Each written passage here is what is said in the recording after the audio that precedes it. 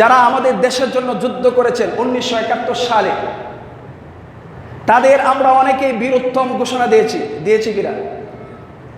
কিন্তু যেই সময় তারা যুদ্ধ করেছে, তারা কি পাকিস্তানের কাছে ভালো ছিল? যখন যুদ্ধ করেছে তখন কি পাকিস্তানিদের কাছে বাংলাদেশের মুক্তিযোদ্ধারা কি ভালো ছিল না খারাপ ছিল? তাদেরকে জঙ্গি মনে করা হতো, তাদেরকে সন্ত্রাস মনে করা হতো।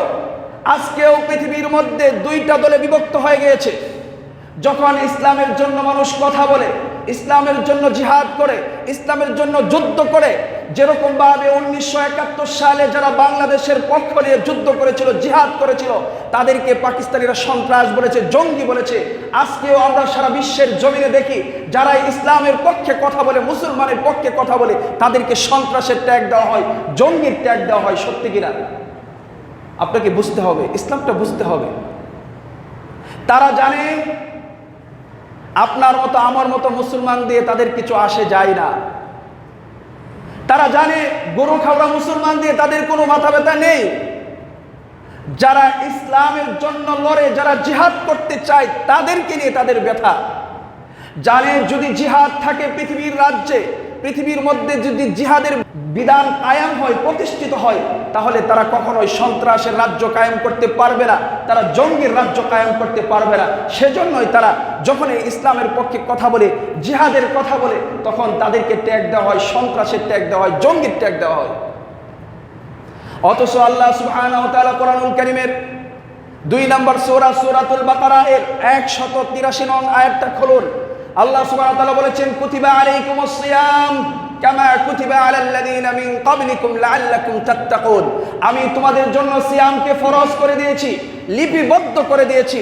আচ্ছা, সিয়াম যে ফরজ করা হয়েছে, এই সিয়ামের ফরজ বিধান নিয়ে পৃথিবীর কোন মানুষের মাথা ব্যথা আছে? কথা বলেন, জোরে বলেন। এই রমজানেও তো দেখেছেন জাতিসংঘের মহাসচিব আন্তোনিও গুতেরেস, যে আমাদের মাননীয় প্রধান উপদেষ্টার সাথে ইফতারে শরীক হয়েছে কিনা? যখন যেই সূরাতে, একই সূরাতে আল্লাহ সুবহানাহু ওয়া তাআলা কোরআনুল কারীমের 2 নম্বর সূরা সূরাতুল বাকারা এর 216 নং আয়াতে বললেন, কুতিবা আলাইকুমুল কিতাল ওয়া হুয়া কুরহুল লাকুম। হে পৃথিবীর মানুষ, জেনে রেখো আমি তোমাদের জন্য জিহাদকে ফরজ করে দিয়েছি, যদিও তোমাদের সেটা নিয়ে অসন্তুষ্ট।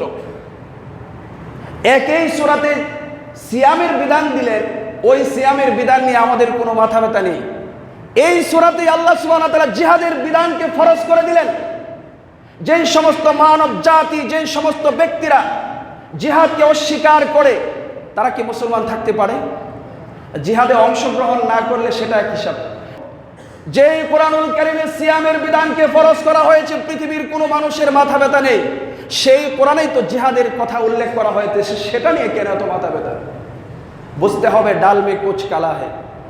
তারা জানে যদি জিহাদের বিধান প্রতিষ্ঠিত হয়, চুরি, রাহাজানি, ডাকাতি, সন্ত্রাসী, জঙ্গিবাদ এগুলো চলতে পারে না।